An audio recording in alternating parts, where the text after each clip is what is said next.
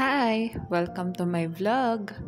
Ang video ko for today ay comparison ng Bona versus S26 Pink na parehas na pang 6 to 12 months old.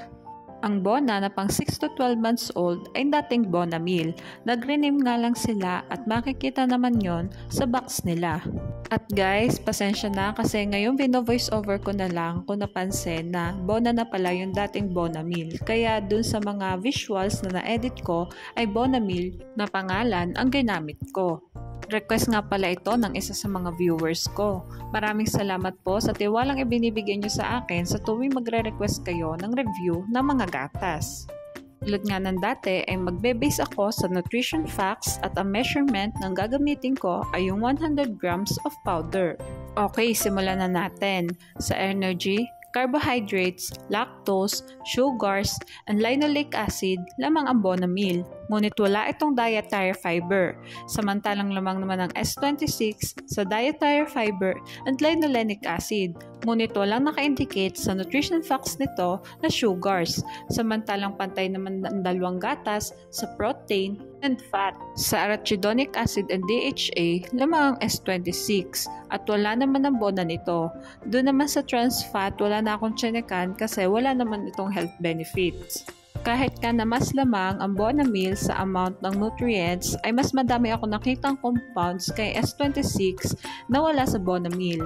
Kaya i-consider ko na lamang S26 sa first category. Sa vitamins naman tayo. Sa vitamin A, carotenes, vitamin D, vitamin E, vitamin K, vitamin B1, vitamin B2, and vitamin B6 lamang ang Bona Meal. Samantalang pantay ang dalawang gatas sa vitamin B12. Sa niacin, folic acid, biotin, and vitamin C lamang ang Bona Meal. Samantalang lamang naman ang S26 sa pantothenic acid. Lamang ang Bona Meal sa vitamins.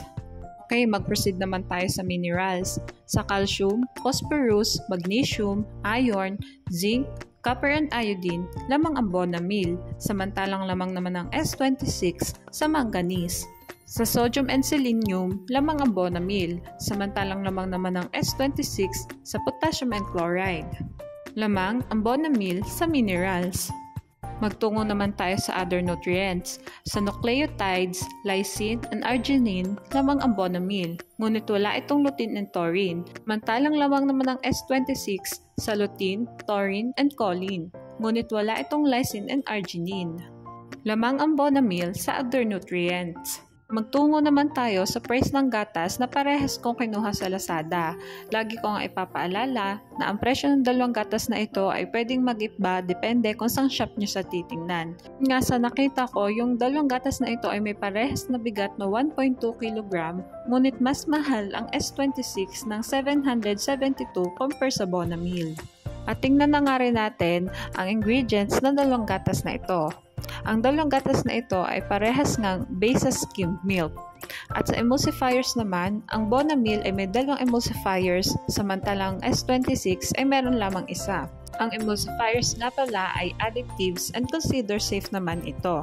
At dahil nga may DHA ang S26, meron itong fish oil na wala ang Bona Meal. At ito na nga yung summary ng vlog ko today. Sa first category, lamang ang S26. Sa vitamins, minerals, and other nutrients, lamang ang Bona Meal. At mas affordable din ang Bona Meal compare sa S26. Basta lagi nating tatandaan, pumili ng gatas na hiyang sa bata. Mahalagang paalala, breast milk is the best milk for babies. Okay, hanggang dito na lang po ang vlog ko. Sana ay nagustuhan nyo. Thanks for watching! Please like and subscribe for more videos.